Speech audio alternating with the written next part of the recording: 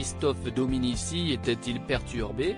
À quoi pensait l'ex-joueur du 15 de France juste avant de se donner la mort?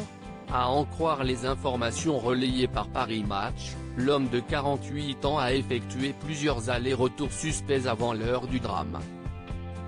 En effet, après avoir dit à sa femme qu'il allait se promener, Christophe Dominici s'est rendu au café Bellevue, juste à côté de chez lui afin d'acheter un briquet.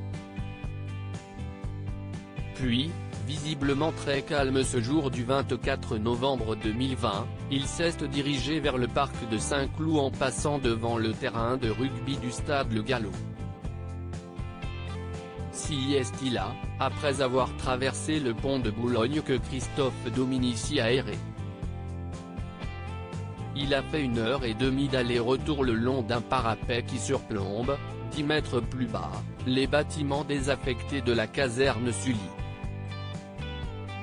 Rapporte Paris Match. Si est-il cet étrange manège qui a ensuite inquiété un employé du parc.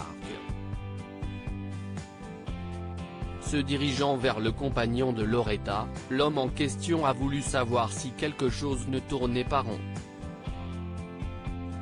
L'ailier des Bleus a alors répondu par la négative avant de se jeter du point haut de 20 mètres.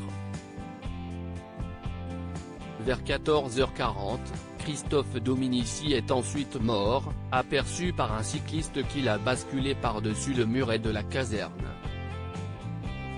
À noter toutefois qu'une enquête est actuellement en cours afin de déterminer les circonstances exactes du décès du père de famille.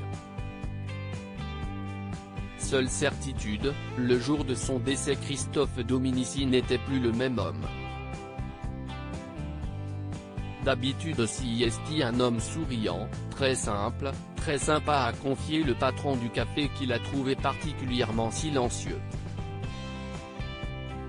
Christophe Dominici dans le caveau familial a noté que les obsèques de Christophe Dominici auront lieu le vendredi 4 décembre 2020.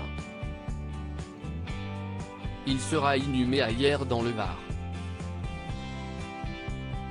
Plus exactement, une messe aura lieu en son honneur à 14h30 en l'église Saint-Louis, puis le corps de Christophe Dominici sera emmené au cimetière de la Ritorte où il rejoindra le caveau familial. Sa sœur Pascale y est déjà enterrée.